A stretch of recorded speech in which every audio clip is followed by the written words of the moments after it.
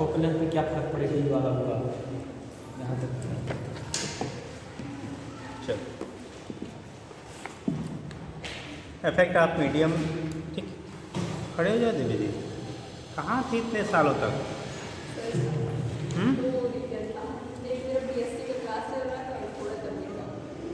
थोड़ा सा और क्या हो गया था?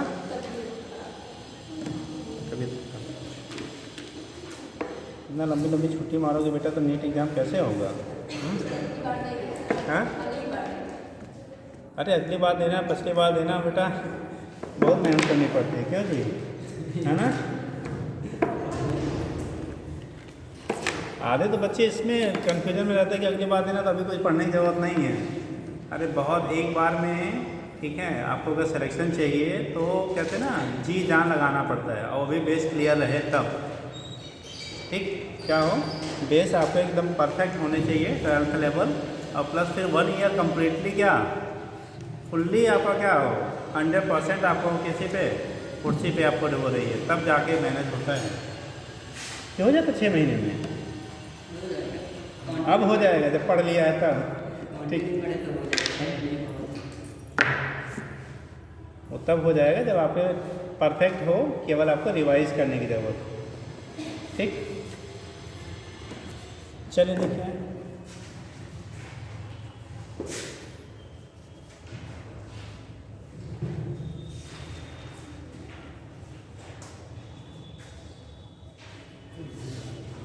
अगर आपका 12th परफेक्ट है फिर आप एक साल मेहनत करते हैं तो, बट अगर 12th में आपने काम चलाया वाला है तो फिर टाइम देना ही देना पड़ेगा, है ना। या तो आप इतनी ज़्यादा मेहनत कर दीजिए कि कहते हैं 24 घंटे भी कम पड़ जाए तो फिर बात अलग की है, ठीक है। हाँ जी सर, उनका इनाम हम तो 2 दिन से कह रहे हैं कि सर इनाम कहते हैं हमको दिए। अच्छा, इनाम इनका है 655। अच्छा 655, तो ये तो मैं फिर अपने तरफ से दे दूँगा ना, ये आप रखिए, ठीक। कितना आया था आपका? अच्छा 655, 650 से ऊपर बोला था ना। चलिए ठीक, क्या लिखा बेटा?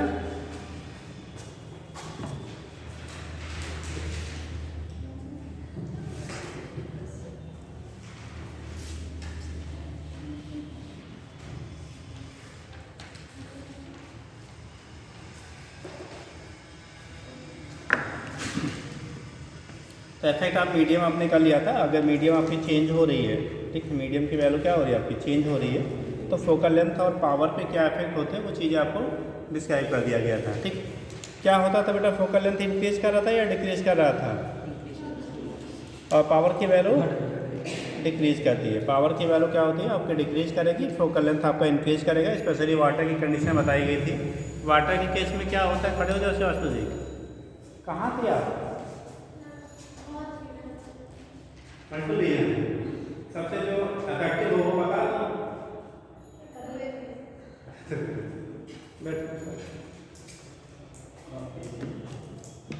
चलिए देखिए,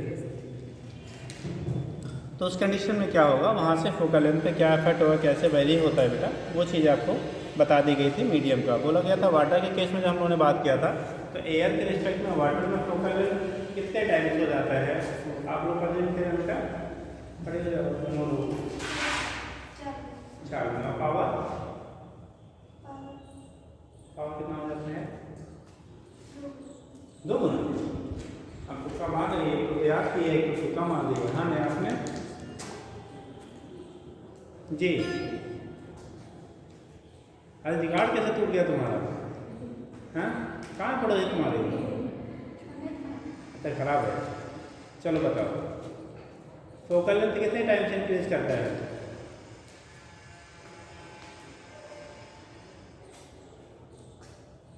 थे ना आप परसों, पिछले लेक्चर में थे आप, बता बेटा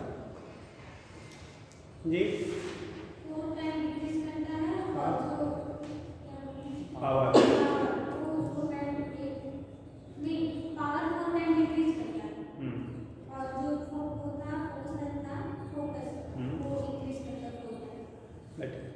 जब हम लोग किसी मीडियम में फिल करते हैं बेटा, इसमें किसी मीडियम में, और स्पेशली यहाँ मीडियम दिया गया था क्या, वाटर। अगर ग्लास को हम लोग क्या कर रहे हैं, लेंस को अगर वायर से वाटर में शिफ्ट करते हैं तो पावर की वैल्यू बोला गया 1/4 हो जाता था, फोकल लेंथ 4 टाइम्स हो जाता है। तो ये चीज़ आपके डिस्कस हो गई थी कैसे आपका चेंजेस होती हैं, क्या फैक्टर्स होते हैं कि अगर हम लोग किसी भी क्या मीडियम में शिफ्ट करते हैं तो मीडियम का क्या इफेक्ट होता है, हो गया था ना। और नेचर वगैरह पे भी वो चीज़ें डिस्कस हो गई थी। ठीक, आपने एक पढ़ा होगा डिस्प्लेसमेंट मेथड से अगर हम लोग फोकल लेंथ निकालते हैं, इस पर प्रैक्टिकल भी किया होगा अगर कराया गया होगा फिजिक्स में। फिजिक्स में 12th लेवल पे डिस्प्लेसमेंट मेथड से फोकल लेंथ फाइंड करने के लिए प्रैक्टिकल है आपके सिलेबस में। सिक्का रखते हैं। ठीक, नहीं सिक्का रिसिप्ट करके अलग अलग पोजीशन पे शिफ्ट करके सेम पॉइंट पे आपको इमेज का फॉर्मेशन करते हैं सेम स्क्रीन पे। ठीक, हो सकता अब ना कराया गया हो, पहले के टाइम पे हुआ करता था। ठीक है, तो उस कंडीशन में क्या होगा लिखिएगा, उसके लिए क्या डिस्प्ले करो displacement method. Displacement method focal length निकालने के लिए सीधा फार्मूला लिखेंगे हम लोग, यहाँ बहुत ज़्यादा कुछ नहीं करना है। डिस्प्लेसमेंट मेथड, डिस्प्लेसमेंट मेथड, ठीक, फोकल लेंथ फाइंड करने का एक डिस्प्लेसमेंट मेथड होता है। लिखिएगा by this method, by this method focal length of convex lens is, by this method focal length of convex lens is determined, focal length of convex lens is determined। ठीक, जो focal length convex lens का होता है उसे हम लोग बेटा determine करते हैं बाय किससे, डिस्प्लेसमेंट मेथड से। ठीक,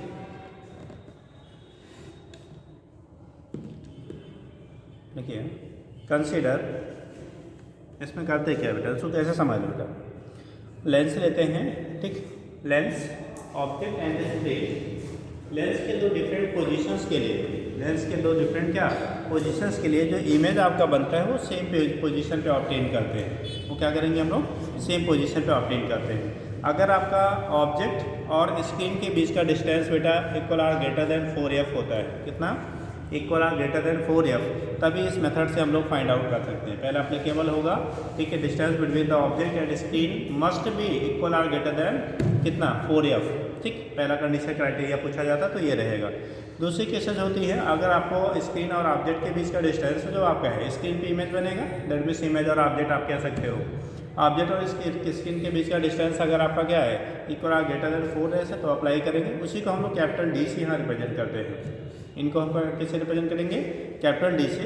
और जो दो डिफरेंट पोजीशंस है लेंस जिसके करस्पॉन्डिंग हम लोग ऑब्टेन कर रहे हैं इमेज की पोजीशन स्क्रीन पे, उनके बीच का सेपरेशन अगर आपका स्मॉल डी हो या एक्स से रिप्रेजेंट कर लेते हैं।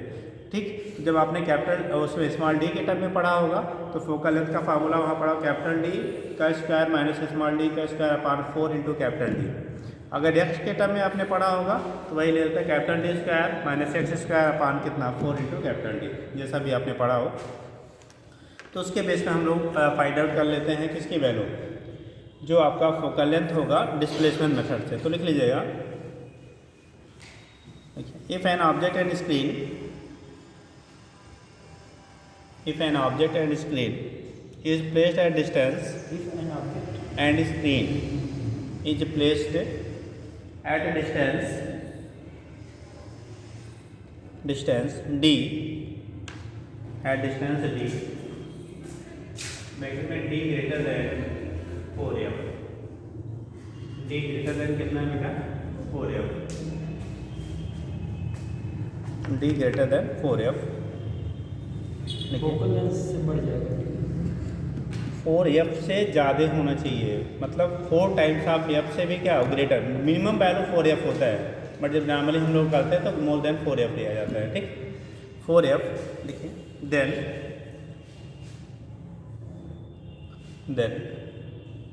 Eight two different positions of lens, two different positions of lens, images I1 and I2 of an object is, images I1 and I2, images I1 and I2 of an object are formed at the screen, of an object are formed at the screen, formed at the screen। Straight screen, screen SCREEN, form at the screen. हो गया, form at the screen. Screen पे आपका क्या होता है, formation होता है। ठीक, अब अगर डायग्राफिकली हम दिखाते हैं बेटा, सपोज देखिए बेटा आपका स्क्रीन, दीवार, जहाँ इमेज हम लोग बना रहे हैं, आपका ये आप अब यहाँ पे इस तरह से अरेंज करते हैं कि एक बार जो लेंस आपने लिया, एक बार जो आप लेंस ले रहे हो, तो फोकस लेवल जो आएगा फोकस से जाएगा,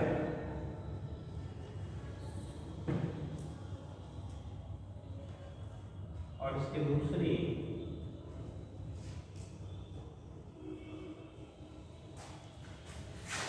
जो इमेज बन रहा है आपका, ये दोनों आके यहाँ पे मीट करते हैं भाई। अगर यहाँ पे मीट कर रहे तो ये इमेज, फर्स्ट इमेज आपका हो जाएगा I1 से कहेंगे, क्या कहेंगे, I1 कहेंगे एक पोजीशन के लिए।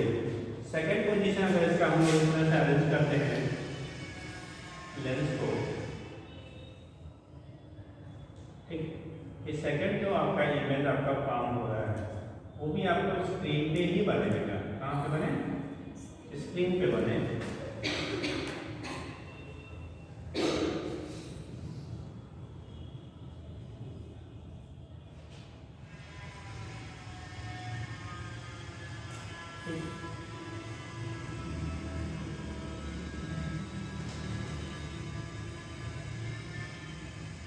तो अगर सेम स्क्रीन भी आपका स्क्रीन है, ठीक, या ये इमेज मान लो ये I2 बना है, ये पूरा यहाँ से यहाँ I1 था पहला, दूसरा वाला जो बना वो कितना है, I2 है। अगर इन दोनों के बीच की डिस्टेंस आपने x ले लिया और इस ऑब्जेक्ट और स्क्रीन के बीच की दूरी d है, ये d की वैल्यू d ग्रेटर देन हम लोग क्या लेते हैं, जनरल 4f। लिमिटिंग कंडीशन रहेगा तो इक्वल टू ले सकते हैं, बट उससे कम रहेगा तो कभी भी ऑपरेट नहीं होगा। ठीक, तो 4f ये कंडीशन आपकी होती है। यहाँ से डिटरमाइन करते हैं इसका फोकल लेंस का कितना है, f है बेटा, लेंस का फोकल लेंथ कितना है, f है। तो उस केस में फोकल लेंथ को डिटरमाइन करने के लिए रिलेशन बनता है f equal to capital D square minus x square upon 4 into capital D। इसी को हम लोग लिखते हैं बेटा, फोकल लेंथ जो आपका होगा f equal to capital D square minus क्या, x square upon 4 into capital D। Capital D distance between screen है, इसका है ऑब्जेक्ट है, स्क्रीन और ऑब्जेक्ट के बीच की डिस्टेंस को कैपिटल D से आप रिप्रेजेंट कर रहे हैं। और यही वैल्यू अगर इनके मैग्नीफिकेशन दिए गए हैं, पहले पोजीशन की करस्पॉन्डिंग मैग्नीफिकेशन M1 है, दूसरे पोजीशन की करस्पॉन्डिंग मैग्नीफिकेशन M2 है, तो उस कंडीशन में आ जाता है x upon M1 into M1 minus M2। इसी बराबर हम लोग ले सकते हैं x बाई, अगर M1 और M2 इनकी मैग्नीफाइंग पावर अलग अलग पोजीशन पे दिया गया है तो f equal to capital D square minus x square upon 4t, यही इक्वल होगा x upon M1 minus M2। M1 हो गया फर्स्ट पोजीशन के लिए मैग्नीफाइंग पावर और M2 हो गया सेकंड। अच्छा ये बताओ, क्या मैग्नीफाइंग पावर पोजीशन चेंज होने से चेंज हो जाएगा, क्या मैग्नीफाइंग पावर की वैल्यू पोजीशन चेंज होने से चेंज हो जाएगा बेटा? जी सर। हाँ जी सर। मैग्नीफाइंग पावर की वैल्यू पोजीशन चेंज होने से चेंज हो जाएगा या रिमेन लेंस सेम? की चेंज नहीं होगी। अगर लेंस का मैग्नीफाइंग पावर जितना आज है उतना दूर रखेंगे तब भी उतने रहेगा। पक्का है? पक्का नहीं है, अगर मीडियम बदलेगा तो बदल जाएगा। नहीं, मीडियम नहीं बदल रहा है, लेंस वही है, उसी मीडियम में है। तो क्या मैग्नीफाइंग पावर पोजीशन आपका ऑब्जेक्ट और इमेज का चेंज होने से चेंज होगा या नहीं? कभी नहीं। तो कह रहे नहीं होगा भाई। और लोग इनका आंसर है कभी नहीं होगा। एक होता हो सकता है कि इन्होंने कहा कभी नहीं होगा। चलिए, और लोग होगा या नहीं मैग्नीफाइंग? आप मीडियम ना चेंज, हाँ, मीडियम नहीं चेंज किए ना। नहीं मीडियम नहीं चेंज किया सर, नहीं होगा जी। आप भी कुछ, हाँ जी, खड़े हो जाइए भैया। चेंज होगा या नहीं? नहीं चेंज होगा जी, खड़े हो जाइए। नहीं होगा जी, जल्दी बताओ बेटा, टाइम नहीं है। कितने को किलो कह रहे हैं magnifying power does not change without changing medium, surrounding medium. इन लोगों के आंसर है सब सराउंडिंग मीडियम चेंज नहीं करेंगे तब तो मैग्नीफाइंग पावर चेंज नहीं होगा। ऐसा सही है क्या गलत है? ये राइट है या रॉन्ग है? सही है, मतलब सिर्फ करने के बाद, हाँ सिर्फ करने के बाद इन्होंने कहा कि अगर मीडियम आप चेंज नहीं करेंगे सराउंडिंग में तो उस कंडीशन में मैग्नीफाइंग पावर चेंज नहीं होगा, रिमेन सेम रहेगा। हाँ, शिफ्ट करने की बात करें, शिफ्ट के बाद तो होगा। शिफ्ट नहीं कर रहे मीडियम, मीडियम वही है। नहीं, मीडियम नहीं। हाँ। अगर सर जी यहाँ पर है और हाँ। यहाँ पर हमको नाप रहे हैं और इधर से आ रहे हैं, तो इसको हम इधर उधर करेंगे तो बदलता रहेगा। यही तो हमने पूछा था तो सर। बदलेगा। अभी तो आपने कहा था मीडियम में चेंज करेंगे तो चेंज ही नहीं हो सकता है, फिर कह रहे बदलेगा यार। ये सर जी हम इसका मतलब समझ रहे थे, यहाँ से अगर इधर उधर करेंगे उसमें पढ़े हुए थे कि अगर पास लाते हैं तो पहले ऑब्जेक्ट की वेलोसिटी ज़्यादा रहती है और उसके बाद फिर इमेज की वेलोसिटी तेज होने लगती है 2pf के पहुँचने के बाद, तो वो बदलेगा। मैग्नीफाइंग पावर बदलता रहता है, बदलेगा भी। तब आप तुमको प्रसाद दे, यही पहले बोलना चाहिए था। गलत है सर जी। अब सही हुआ, पहले वाला जो कहे थे वो गलत था। हाँ पहले वाला हम या तो सही समझ नहीं पाएंगे, लेकिन मार सकते हैं। अच्छा तब जाओ। हाँ, magnifying power position of object और इमेज के बेस पे या साइज ऑफ इमेज और ऑब्जेक्ट के बेस पे डिसाइड होता है। जी सर। ठीक, एम इक्वल टू क्या लिखते हैं, आई बाई ओ, क्या लिखते हैं, आई by O.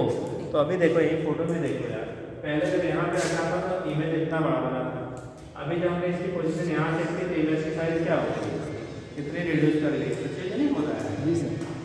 Magnifying power will be changes on changing the position of object and image या कह लो size of object and image. ठीक, बेटे तो मैग्नीफाइंग जी सर उत्तर लेंस के लिए होगा। कौन सा? हाँ, ये कॉन्वेक्स के लिए ही अप्लीकेबल, कॉनकेव के लिए नहीं है। इस मेथड से हम कॉन्वेक्स लेंस का, इसीलिए ऊपर लिखा हुआ है स्टेटमेंट, कॉन्वेक्स लेंस के लिए ही इस मेथड से हम लोग क्या निकालते हैं, फोकल लेंथ निकाल सकते हैं, कॉनकेव के लिए नहीं होता बेटा। ठीक हो गया, तो ये केस आपका होता है, यहाँ से रिप्रेजेंट कर लेते हैं। दूसरी चीज़ें होती हैं कि अगर आपका क्या साइज ऑफ ऑब्जेक्ट, अगर दो इस पोजीशन से इस मेथड से अगर आपको ये भी क्वेश्चन पूछा गया है बेटा, अगर पहले पोजीशन पे जब रखा था तो उसके इसमें साइज ऑफ इमेज I1 है, सेकेंड पोजीशन पे I2 है। ठीक, उस केस में ऑब्जेक्ट की साइज क्या होगा, अगर साइज ऑफ ऑब्जेक्ट आपको निकालना हो और डिफरेंट पोजीशंस के लिए जहाँ पे स्क्रीन पे सेम पॉइंट पे आपको इमेज मिल रहा है, तो उस कंडीशन में आपको बोला जाए कि इमेज की अगर हाइट्स लेंथ आपको जो मिल रही है वो मालूम हो, साइजेस मालूम हो, तो ऑब्जेक्ट की जो साइज होगी वो कितनी होगी। तो वहाँ पे हम लोग लिख देते हैं size of the object O equal to √I1 × I2। नीचे लिखिए इसके बाद इनका आप नोट कर लेना, साइज ऑफ ऑब्जेक्ट अगर इमेज की साइज मालूम है और ऑब्जेक्ट की साइज इस मेथड से आपको फाइंड करना है, वो इक्वल टू होता है √I1 × I2। ठीक, अगर आपके ऑब्जेक्ट की साइज को फाइंड आउट करना है और अलग अलग पोजीशंस के लिए इमेज की जो साइज है वो गिवन है, इमेज की क्या है आपकी साइज आपकी नोन है, तो उस केस में ऑब्जेक्ट की जो साइज आपकी होगी बेटा, ठीक, वो आपका I1 × I2 के क्या हो जाएगा, बराबर हो जाएगा। ठीक है, दिखा दो, चलिए। चलिए नेक्स्ट आप रीडिंग करेंगे cutting of lens. Cutting of lens important कर लेना, पूछा जाता है बेटा। Cutting of lens, cutting of lens, अगर लेंस को बेटा कट करते हैं तो उस कंडीशन में क्या आपका इफेक्ट होगा। ठीक, कह लेते बेटा कटिंग ऑफ लेंस। सुन, यहाँ जो कटिंग हम लोग स्टडी करते हैं बेटा, ये एक तो बाई कॉन्केव या एक तो बाई कॉन्वेक्स लेंसेज के लिए हम लोग बात करते हैं, जिनमें दोनों की रेडियस ऑफ कर्वेचर क्या हो, सेम। ये हम लोग अप्लाई करते हैं for equi by convex lenses के लिए स्पेशली डिस्कस करते हैं, कॉनकेव के लिए भी आप फॉलो कर सकते हो ये। ठीक, बट अगर डिफरेंट है तो कंडीशन, उस कंडीशन में हम एग्जैक्टली यहाँ से डिटरमाइन नहीं कर पाएंगे, तब अलग अलग फार्मूला लगा कर लगाना पड़ेगा। ठीक, तो यहाँ जब भी आपको पूछा जाएगा तो बाई क्यू बाई वाली कंडीशन रहेगी।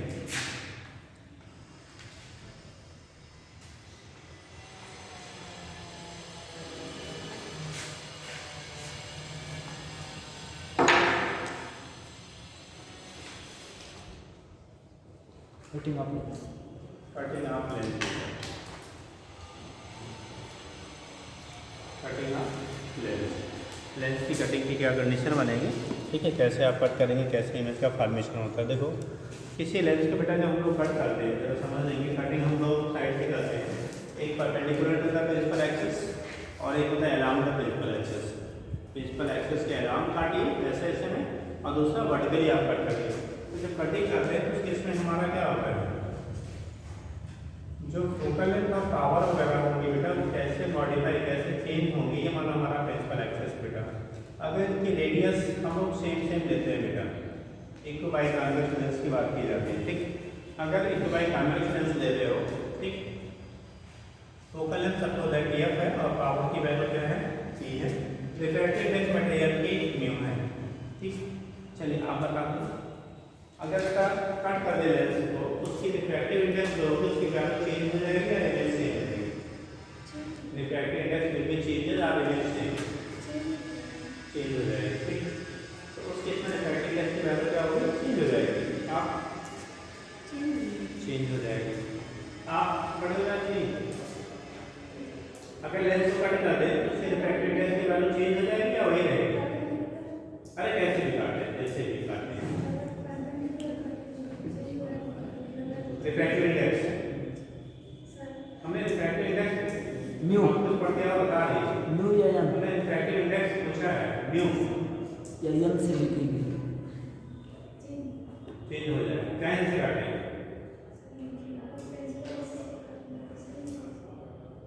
आप कहीं और से कुछ पढ़ी है जल्दी जल्दी, वो कंफ्यूज वहाँ से आपको हो जाएगा। हाँ जी बता बेटा, अभी पढ़ी है ना जल्दी जल्दी, ठीक, चेंज होगा। आप चेंज नहीं होगा, आप नहीं होगा, इसको कह रहे हैं हो जाएगा। अच्छा पानी पीते हैं हम, पानी जब एक लीटर पीते हो तब उसका क्या रहता है, कितने ज़्यादा होता है, कितने समय में पीते तब ज़्यादा होता है, 5 समय में पीते तब ज़्यादा होता है। कब ज़्यादा होता है? पानी में आपने एक लीटर पिया तब उसका रिफ्रैक्टिव इंडेक्स ज़्यादा होगा, या 500 में पिएंगे तब ज़्यादा होगा, या 100 में पिएंगे तब ज़्यादा होगा? वही इसीलिए तो अब तो याद रहेगा। आगे क्या बोलते हैं, बदल जाएगा नहीं ना, ये तो पहले पढ़ रही ऐसे काटेंगे तो क्या होगा, ऐसे काटेंगे तो क्या होगा, ठीक। बेटा आपने भी बोला था, ठीक, जो कंडीशन आपका होता है ना, रिफ्रैक्टिव इंडेक्स मटेरियल की प्रॉपर्टी होती है, छोटी हो बड़ी हो, जैसे पानी की डेंसिटी होती है ना, डेंसिटी बदलती है क्या पानी का, अगर बाकी फैक्टर आप टेम्परेचर वगैरह सेम रखते हैं कभी नहीं, तो चाहे 10 ml हो, चाहे 10 लीटर हो, चाहे 10 क्या गैलन हो, चाहे 10 क्या टैंकर हो, तो वाटर की डेंसिटी क्या रहेगी? अगर टेम्परेचर सेम लिया है, कंटेमिनेशन कोई नहीं है, तो डेंसिटी रिमेंस सेम। तो आप बहुत कुछ नहीं अगर पूछते हो तो इतना समझ लो, अगर डेंसिटी नहीं बदल रही तो रिफ्रैक्टिव इंडेक्स नहीं बदलेगा, ठीक। और जिस मटेरियल की डेंसिटी ज़्यादा है इन जनरल उसके रिफ्रैक्टिव इंडेक्स की वैल्यू भी ज़्यादा होती है, ठीक है। अब ये बदलेगा ना, तो वो बदलेगा, रिफ्रैक्टिव इंडेक्स की वैल्यू बेटा कटिंग पे चेंज नहीं होती है, ठीक है। हाँ जी क्या कह रहे हो, बात करना था, ठीक। तो उस केस में क्या होगा, वहाँ पे रिफ्रैक्टिव इंडेक्स की वैल्यू आपकी चेंज नहीं होगी, ठीक। देखो अब यहाँ पे फोकल लेंथ का फार्मूला हम लोगों ने पढ़ा था, यहाँ पे बोला पानी इक्वल टू म्यू माइनस 1 ये फार्मूला पढ़ा है ना, R1 R2 सेम है, तो mu minus 1 upon R minus 1 upon R, ये माइनस प्लस तो आएगा म्यू माइनस 1 इनटू 2 बाई कितना R, जो 1 बाई F की वैल्यू है, या आप F कहना चाहो तो F इक्वल टू हो जाएगा बेटा R अपॉन 2 ब्रैकेट में म्यू माइनस, ये फोकल लेंथ हो गई जब हमने कट आउट नहीं किया कुछ नहीं, ठीक। पावर इसी का रिवर्स ले लेंगे, अगर power P equal to 1 by F होता है ना, तो P equal to 1 by F होता है बेटा, ये हो जाएगा सीधा 2 म्यू माइनस 1 अपॉन कितना, जैसे फोकल के बराबर हो जाता है, यहाँ से आप कैलकुलेट कर लेंगे। बात क्लियर है इतना? कहाँ गया इसको, अगर आप वर्टिकली कट किया बेटा परपेंडिकुलर टू द एक्सिस, ऐसे कट करोगे, जब ऐसे कट करेंगे तो एक पोर्शन ये बनेगा और दूसरा पोर्शन हमारा ये बनेगा बेटा, ठीक। इस केस में दो कंडीशन बनी, ये आपका R दोनों के लिए इनके, चलिए जैसे कुछ बताएगा, ये तो फर्स्ट सरफेस पर इसकी रेडियस वही है, इसकी सरफेस ये भी, ये इस वाले फेस का रेडियस कितना हो जाएगा, अब की बार आप जी, तो प्लेन सरफेस है उसका रेडियस क्या होगा बेटा, जल्दी बताओ, अभी बहुत कुछ पढ़ाना है। हाँ प्लेन सरफेस का रेडियस क्या होगा जी, आप प्लेन वाले रेडियस का क्या हो जाएगी जी? नहीं है? हाँ जी, इसका प्लेन सरफेस का क्या रेडियस रेडियस इतनी बार से बोल रहे हैं। कौन सा रेडियस आप कहना चाहते हैं हम ये कहना चाहते हैं इसकी रेडियस जैसे कट कर दिया तो ये तो आर आर रहेगा इनफाइनाइट। अगर आप बीच वाले सरफेस का कितना, इनका क्या होगा? इन दोनों की इनफाइनाइट। इनफाइनाइट। प्लेन सरफेसेस की रेडियाई जो होती है वो इनफाइनाइट होती है बेटा। कोई अगर प्लेन सरफेस है उसका रेडियस आप कर्वेचर क्या देते हैं? इनफाइनाइट देते हैं, याद रखिएगा बेटा। अगर सपोज दैट इसके लिए हमने एफ लिया, एफ डैश लिया, तो इसके लिए भी क्या होगा? एफ डैश ही होगा। पावर जितना इसका होगा उतना ही क्या होगा इसका, और किसी एक का डिटरमाइन कर लो, दूसरा भी उतना ही इक्वल है, क्योंकि इक्वली टू पार्ट में आपने कर दिया है। तो आप इस पार्ट की अगर हम लोग फाइंड करते हैं तो 1/f dash equal to differential dash बदल गया, बदला कि नहीं? डिफरेंटिव डैश बदल गया जी? करोगे, अरे वो नहीं बदलेगा तो जैसे काटोगे बेटा। तो 1/f डैश की वैल्यू हो गई न्यू माइनस 1/r1, r1 की वैल्यू r है, 1 क्या सेकेंड फेज कितना हो गया? इनफाइनाइट हो गया। सेकेंड कितना हो गया बेटा? इनफाइनाइट हो गया। तो ये फैक्टर हमारा 0 हो जाएगा। तो आ जाएगा सीधा 1/f dash equal to mu minus 1 कितना? ठीक। अब यहाँ पे हम लोग देखो 1/f निकाला था कितना? 2 म्यू माइनस 1/r आया था। 2 कहाँ गया? इसकी वैल्यू f की वैल्यू r/2 म्यू माइनस 1। इसको रिवर्स करोगे तो f डैश की वैल्यू आएगी r/म्यू। अब अगर इनको डिलीट किया जाए, यहाँ वैल्यू f की म्यू r/2 म्यू माइनस 1 था और यहाँ r/म्यू माइनस 1 है, तो f डैश ग्रेटर है कि f ग्रेटर है बेटा? अगर इसको दूसरे बना दें फर्स्ट, इससे सेकेंड, इसे अगर थर्ड बना दें, अगर इसको कंपेयर किया जाए तो क्या आएगा जी? f डैश की वैल्यू क्या आएगी? दुगना 2 टाइम्स ऑफ फोकल लेंथ। ठीक, यानी यहाँ पे अगर आपका फर्स्ट बाई क्वेश्चन क्या फर्स्ट टाइम थर्ड अगर कंपेयर किया जाए बेटा, यहाँ पे 2 से डिवाइड करने पे इतना मिला था ना, इसको 2 से क्या डिवाइड करते थे आर में, तो वैल्यू यानी इसमें 2 से मल्टीप्लाई, ऐसे अगर नहीं समझ में आता 2 से मल्टीप्लाई कर तो 2 से क्या कर दो डिवाइड, तो 2 से डिवाइड करने वाला फैक्टर जो होगा वो f हो जाएगा, और जो मल्टीप्लाई फैक्टर बच गया तो f डैश की वैल्यू कितना आएगा? 2f। यानी कि अगर आप किसी लेंस को vertically perpendicular to the principal axis cut करेंगे दो इक्वल पार्ट में, तो उस केस में फोकल लेंथ की जो वैल्यू होती है बेटा वो पहले का कितना हो जाता है? ठीक, 2 टाइम्स हो जाएगा फोकल लेंथ। ठीक, सो पावर बिकम्स कितना? 1/2, यानी कि p डैश की जो वैल्यू आए तो कितना p बाई कितना आ जाएगा बेटा? अगर फोकल लेंथ बढ़ रहा है तो पावर क्या करेगा? घटेगा। तो अगर हम लोग perpendicular to the principal axis cut करते हैं तो लेंस का फोकल लेंथ जो होता है बेटा वो 2 टाइम्स हो जाता है, यानी डबल हो जाता है पहले का, और पावर की वैल्यू आधी हो जाती है। ठीक, कब? जब हम लोगों ने perpendicular to the principal axis cut किया। ठीक,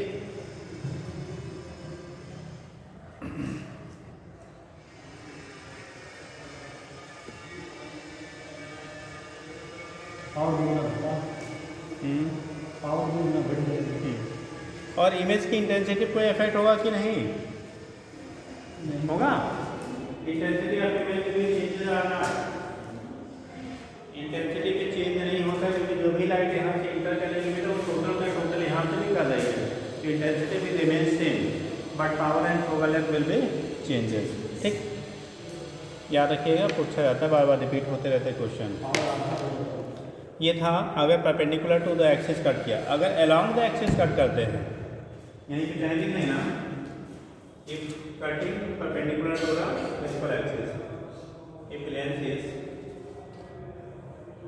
cutting 2 equal parts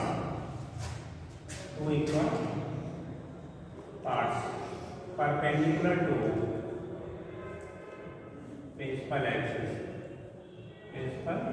principal axis के परपेंडिकुलरली 2 इक्वल पार्ट में क्या करेंगे? वो कट करते हैं तो कंडीशन क्या होती है?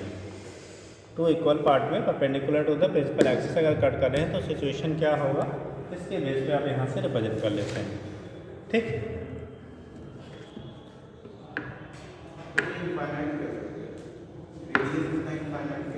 बेटा कोई भी प्लेन सरफेस होता है ना, प्लेन सरफेस है, रेडियस क्या होता है, किसी भी कर्व सरफेस का जो सेंटर पॉइंट होता है, यानी कि जहाँ से उसको कट करके निकाला गया उस पार्ट को, वही तो उसके डिस्टेंस को रेडियस कहते हैं। अब जब ये प्लेन हो गया, कैसा है ये प्लेन है, तो प्लेन का सेंटर कहाँ मिलेगा आपको, मिलेगा क्या भाई, ये मैंने इसे सीधे लेते चले जाओ यहाँ पर वहाँ तक, तो कहीं सेंटर मिलेगा आपको, तो इसलिए उसका हम लोग इनफाइनाइट कहते हैं। जिसके बारे में हम लोग नहीं मेजरमेंट कर सकते उसे क्या बोल देते हैं, इनफाइनाइट। ठीक हो गया। दूसरा है इधर से अभी नोट कर लो, जल्दी करो।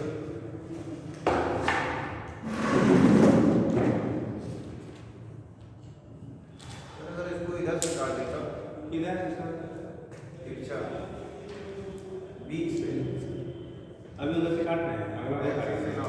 हाँ अभी वही काटेंगे, इनका ठीक है कर लीजिए। ये बुझ गए, ये समझे, चलिए अगला वही करेंगे।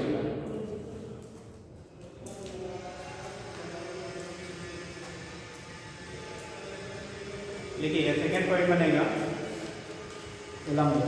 if length is cut in two equal parts along the principal axis, along the क्या principal axis। अब principal axis के along अगर हम लोग कट करते हैं, कैसे करते हैं बेटा, along कट करते हैं। यहीं पे जहाँ पे लिखा है ना, यहाँ पे लिखा है intensity of image does not affected. Intensity जो इमेज की होती है यहाँ पे अफेक्टेड नहीं होती, नहीं लिख लेना बेटा, अच्छा जाता है। वैसे वो फाइलेशन कटिंग लिखा गया है, वो पढ़ सकते हैं यहाँ पे रिवर्स करके। तो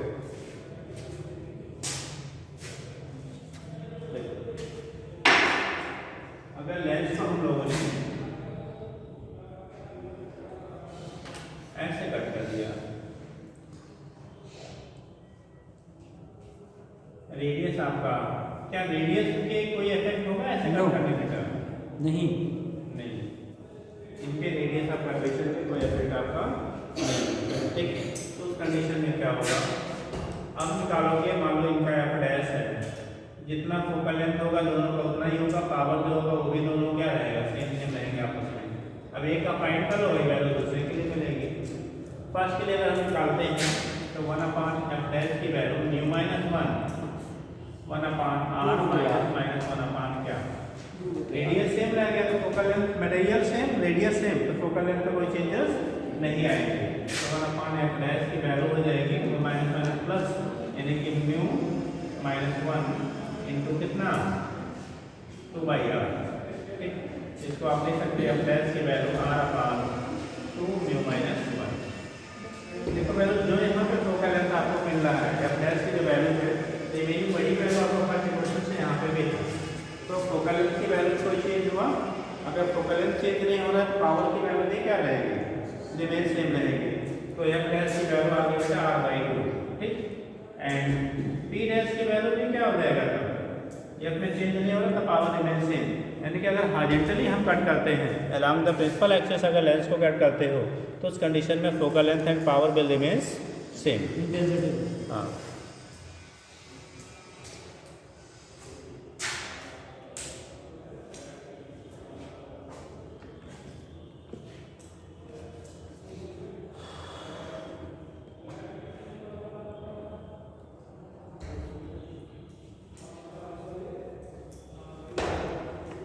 इंटेंसिटी डिक्रीज लिख लीजिएगा,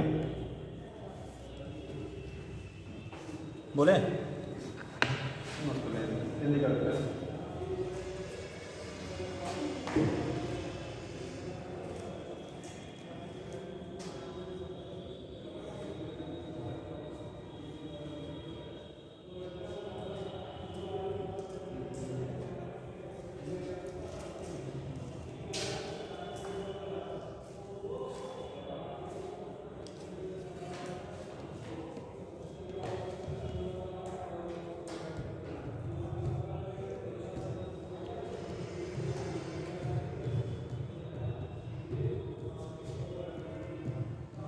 बोले लिखिएगा। In this condition, in this condition, हाँ ऐसे लिखो, in this condition after cutting of lens, after cutting of lens focus and after cutting of lens focus and power, after cutting of lens focus and power will remains, focus and power will remains, focus and power will remains, क्या होगा intensity same, focus and power will remains same, but intensity of image will be reduced, intensity of image will be reduced। जो intensity image की होती है बेटा वो क्या कर जाता है आपका, रिड्यूस कर जाता है। रीजन क्या होता है, जो इंटेंसिटी इमेज की होती है वो प्रोपोर्शनल टू एपर्चर स्क्वायर के होता है। एपर्चर की साइज जितनी बड़ी होगी आपकी इंटेंसिटी इमेज की उतनी ज़्यादा होगी। एपर्चर की साइज अगर जितनी छोटी होती है वहीं पर लिखना since intensity I directly proportional to aperture, aperture का स्क्वायर। एपर्चर मतलब ये रीजन इतना बड़ा है तो आपको उस केस में इंटेंसिटी क्या होगी, ज़्यादा होगी। आप एपर्चर इतना ही रह गया तो साइज एपर्चर की आधी हो गई तो इंटेंसिटी 1/4 हो जाता है। ठीक है, अगर हाफ हाफ काटेंगे दो पार्ट में इक्वली तो 1/4 हो जाता है। बट अगर आपका क्या है कंडीशन जितने भी पार्ट में कट करेंगे तो हमेशा रिड्यूस करेगा, अब वो डिपेंड है कितने पार्ट में आप कट करते हो। ठीक, ऐसा सर नहीं पता फ्रिंज भी लगता है कितना ज़्यादा, कितना पास क्या कह रहे हैं, जितने ज़्यादा लाइट पास होगी उतने ज़्यादा हाँ इंटेंसिटी, वो तो इंटेंसिटी आपकी इंसिडेंट लाइट पे तो डिपेंड कर रही है। बट उसी इंटेंसिटी जो लाइट आ रही है उसी पे अगर आप कट कर देंगे तो जो इमेज बनेगी उसकी इंटेंसिटी चेंज हो जाएगी। बेटा वो रिलेशन जो बनता है ना, जो इंटेंसिटी आपकी इमेज बनता है, इमेज जो इंटेंसिटी आएगी जो यहाँ से लाइट पास आउट होगा, जैसे मान लो इतना है, अब लाइट इतने पूरे एरिया से क्या हो रहा है पास आउट हो रहा है ना, और जब आप क्या करोगे इसको आधा कर दिया तो कट करते तो एरिया हमारा घटा, एरिया क्या किया आपका रिड्यूस हुआ, और जब एरिया रिड्यूस हुआ तो उस कंडीशन में इंटेंसिटी भी, अब लाइट इतने एरिया पास हो रही है ना, इतने पास होने की इंटेंसिटी क्या आ जाएगी, सर जी रिड्यूस कर जाएगी। सर जी शीशा बड़ा रहता है तोड़ के छोटा छोटा कर दिया जाए तब भी हमारा चेहरा पूरा होता है। जी दिखेगा, आपको डिस्टेंस बढ़ानी पड़ेगी। आएगा लेकिन ऐसा क्यों होता है, क्या कैसा होता है, जैसे तो शीशा है अभी मार के तोड़ दें जी जी तो उसमें नंबर ऑफ इमेजेस बढ़ जाते हैं। इमेजेस बढ़ जाएंगे, बट उन इमेजेस की अगर आप सेम पोजीशन पे बैठे जितना अलग अलग आपके होंगे मेरे को सारे अपने इंडिविजुअली इमेज का क्या करेंगे पार्ट, जैसे मैं यहाँ दो पार्ट में बांटा तो दोनों अपना इमेज बनाएंगे, आप इसको एन पार्ट में काट कर एन इमेजेस आपके बनेंगे। ठीक, बट सभी की जो इंटेंसिटी होगी वो क्या कर जाएगी, रिड्यूस। ऐसे मिरर आपका लार्ज साइज का है, अगर आपने लार्ज साइज का मिरर लगा रखा है, अब यहाँ से जो इमेज आपको बनेगा वो किसी पर्टिकुलर डिस्टेंस पर अगर ऑब्जेक्ट को रखा गया है तो जितने यहाँ ब्राइटनेस मिलेगी इमेज की, अगर इसको छोटे छोटे पार्ट में आप तोड़ दीजिए, ठीक, और उतने ही डिस्टेंस पे अगर आप खड़े हुए हैं उस कंडीशन में आपको पूरा कंप्लीट इमेज नहीं मिलेगा, कंप्लीट इमेज तब नहीं फॉर्म होगा। लेकिन अगर कंप्लीट इमेज ईच पार्ट में बनाना तो आपको डिस्टेंस क्या करनी पड़ेगी, बढ़ानी पड़ेगी। जब डिस्टेंस बढ़ाएंगे तो इंटेंसिटी क्या करेगी, डिक्रीज कर जाएगी। इसीलिए छोटा शीशा लाएंगे और दूर खड़े हो जाए तभी आपको पूरा इमेज दिखेगा, बट आपको इंटेंसिटी यानी जो आपकी क्वालिटी है इमेज की होगी वो क्या करेगी, रिड्यूस हो जाएगी, डल हो जाएगा। ठीक, ठीक है जी। नहीं तो इतना बड़ा बड़ा मिरर क्यों लगाए, छोटे में दूर खड़े होकर देख लिया करें, है ना। चलो देखो बेटा समझ गया ये,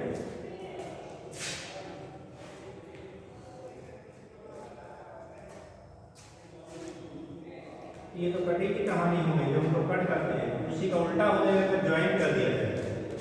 अगर लेंसेज को क्या कर दिया जाए, हम लोग कंबाइन कर दिया जाए, ठीक, तो उस कंडीशन में क्या होगा,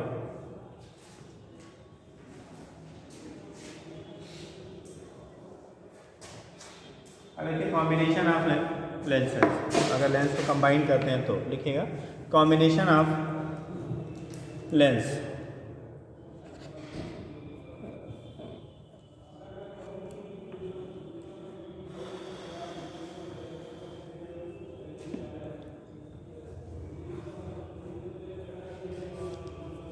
अगर बेटा अलग अलग लेंसेज हैं उनके focal length f1 f2 f3 है, पावर्स p1 p2 p3 है, मैं क्या magnifying power M1 M2 M3 है, अगर उनको एक दूसरे के कांटेक्ट में रखा जाए, क्या किया जाए, एक दूसरे के कांटेक्ट में रखा जाए, तो उस केस में फोकल लेंथ पावर या combination of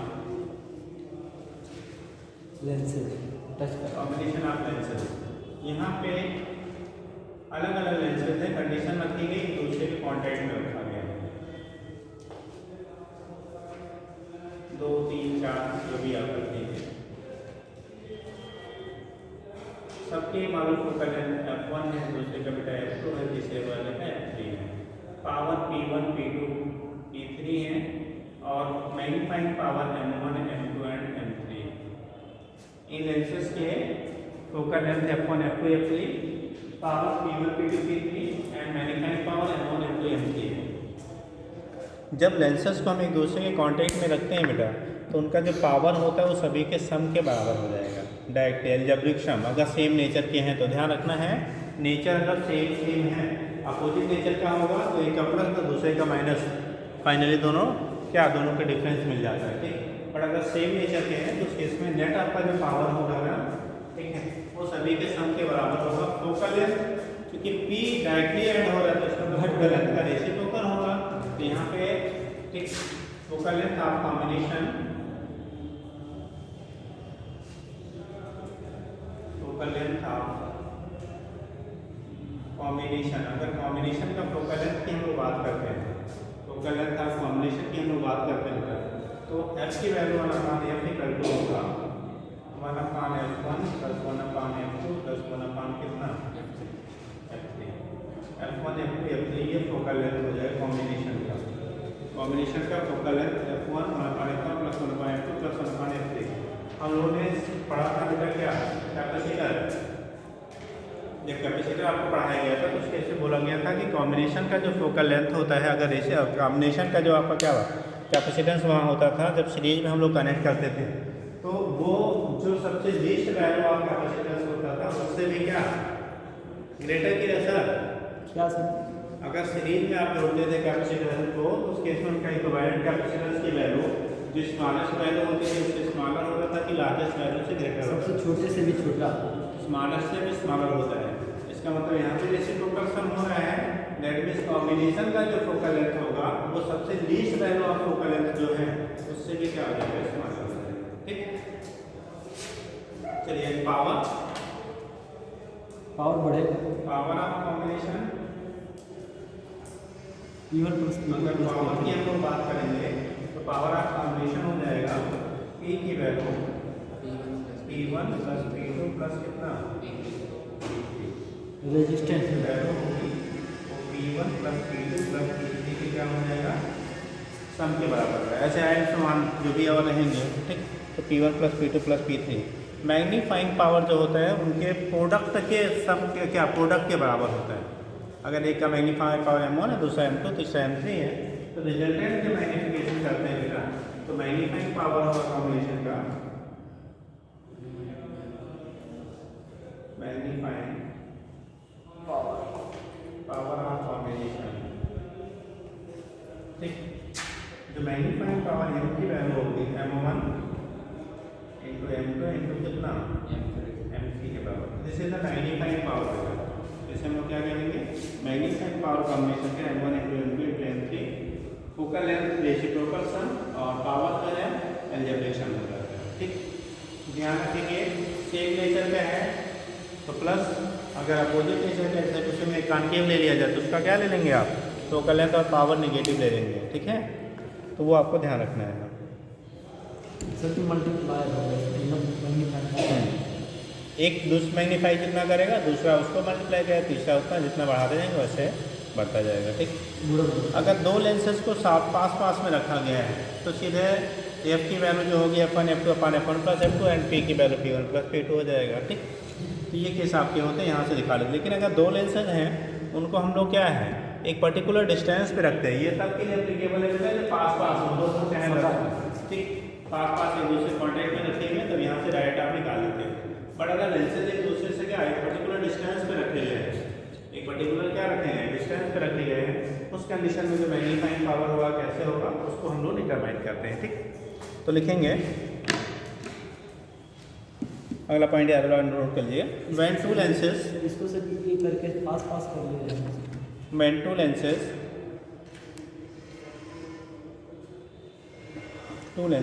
are placed coaxially एक ही एक्सिस पे at a distance d, when two lenses are placed coaxially at a distance d from each other, coaxially at distance d from each other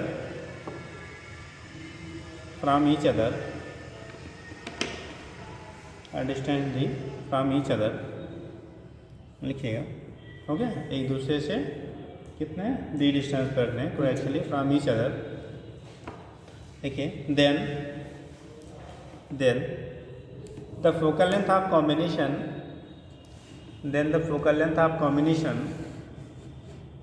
उस समय focal length क्या होगा? देखो जब distance होगा that means उसका भी फैक्टर आपका काम करेगा, तो उस केस में कॉम्बिनेशन का जो फोकल लेंथ और पावर होता है वो दोनों बेटा क्या होते हैं, चेंज हो जाते हैं, ठीक। उस फैक्टर को भी कंसीडर करते हैं जो डिस्टेंस आपका होता है। Then focal length and power will be given as, देखो कैसे हैं, अगर दो लेंसेज हैं बेटा, ये एक दूसरे से d डिस्टेंस पे रखे गए, सपोज दैट इनके बीच का सेपरेशन d है और एक f1 है, दूसरा कितने हैं f2। अब यहाँ पे जो कॉम्बिनेशन का फोकल लेंथ होता है 1/f equal to 1/f1 plus 1/f2, ये तब होता था जब दोनों हमारे कैसे होते थे, एक दूसरे के कांटेक्ट में रखते थे, तो उस कंडीशन में हम लोगों ने लिखा था 1/f1 प्लस 1/f2। यहाँ पे क्या हो रहा है, उनके बीच का सेपरेशन है, तो उसकी वजह से फोकल लेंथ चेंज हो जाएगी और फोकल लेंथ जो मिलता है 1/f1 plus 1/f2 minus d/f1 d/f क्या हो जाएगा, f1f2। ये फोकल लेंथ हो गया। एंड पावर जब कॉम्बिनेशन का करेंगे तो P equal to P1 plus P2 minus D into P1 P2, 1/f1 की जगह P1 1/f2 की जगह P2, तो P1 plus P2 minus D into P1 P2, D into कितना P1 इंटू P2 के बराबर हो जाएगा। तो ये हमारा मिल जाता है बेटा पावर की वैल्यू कॉम्बिनेशन क्या होगा और फोकल लेंथ का क्या होगा।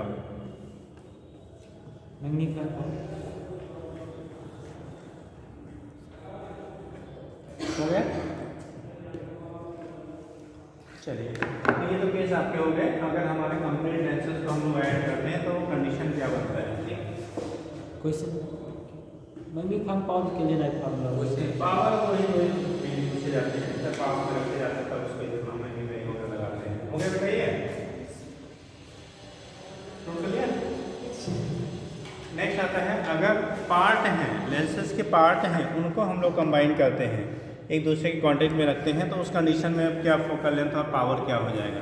अगर जैसे हम लोगों ने कट किया तो कटिंग किया, तो एक एक पार्ट को फिर से अगर हम लोग डिजॉइन करते हैं, तो डिजॉइन करने पर उनका फोकल लेंथ और पावर की वैल्यू क्या होगी, चेंज हो जाएगी या रिमेन सेम रहेगी, वो चीज़ आपकी पूछे। तो लिखिएगा combination of part of a lens, combination of part of a lens, combination of part of a lens.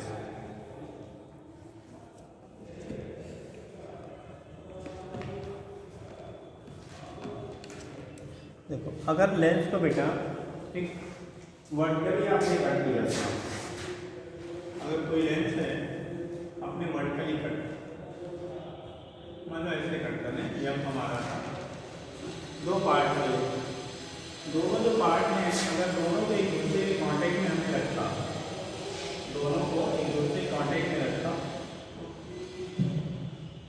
अब अरेंजमेंट हमारे दो तरफ से हम बनाते हैं, एक इस तरफ, ठीक। उस केस में इनका जो कॉम्बिनेशन बनेगा, जब ऐसे किया तो ईच पार्ट का आपने लिखा था f/, कितना हो जाता था 2, इसका भी कितना हुआ f/2, ये होता था ना भाई। दोनों को जब हम लोगों ने कट किया था दो एक पार्ट में, तो उनके फोकल लेंथ पहले से फोकल लेंथ का क्या दोनों था, आधा दोनों का फोकल लेंथ कितना हो जाता था 2f, पावर आता था, ठीक। तो फोकल लेंथ हम लोगों ने क्या कर लिया था, जब कट करते थे तो ईच पार्ट का जो फोकल लेंथ होता था वो 2f हो जाता था, यानी कि पहले जो इनिशियली आपका है उसका डबल हो जाता था, ठीक। सेमेस्टर वाले सर। तो उस केस में पहले का क्या होता था, डबल हो जाता था। तो उस केस में यहाँ से जब दिखाएंगे तो 2f इसका है 2f इसका है, तो अगर दोनों का सम करेंगे तो 1/f की वैल्यू आएगी बेटा 1/2f प्लस कितना 1/2f, ठीक।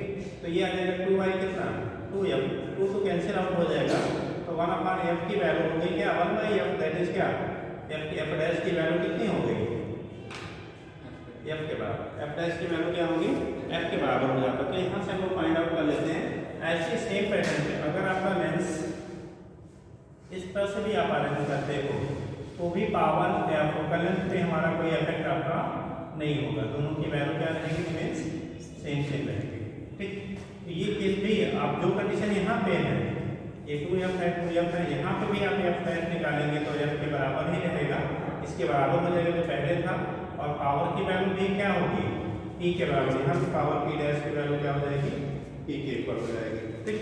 तो पावर और फोकल लेंथ में कोई चेंजेस आपकी नहीं होती है, रिमेन सेम रहेगा, हो जाएगा।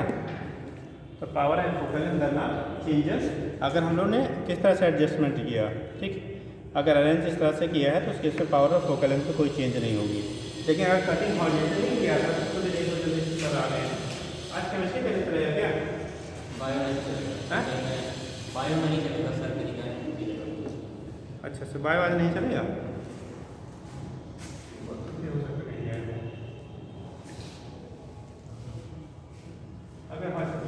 अगर हॉरिजॉन्टली आप कट कर रहे हैं, कैसे हॉरिजॉन्टली, तो इसका फोकल लेंथ f है और पावर की वैल्यू कितनी p, फोकल लेंथ f है पावर p है। अगर इन्हें हम लोग ज्वाइन करते हैं, ठीक, तो देखो ये है एक तरीका इस तरह से ज्वाइन करने का, यहाँ पे ईच पार्ट का f नहीं रहेगा, ठीक। दोनों को ऐड कर रहे हैं, दोनों क्या कर रहे हैं हम लोग ऐड कर रहे हैं, तो क्या रिजल्टेंट आ जाएगा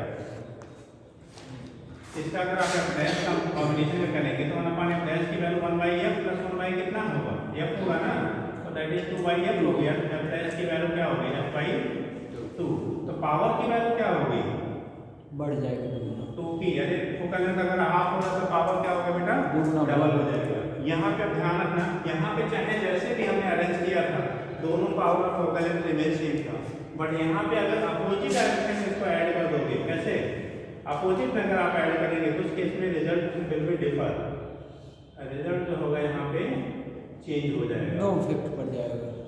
ये अगर आप ऐसे लगते हो और इनका तो f भी रहा, ठीक, यहाँ से 1/f डैश करेंगे तो जितना ये कन्वर्ज इधर करेगा उतना ही कन्वर्ज इधर करेगा, तो फोकल लेंथ f डैश जो होता है वो इनफाइनाइट हो जाता है।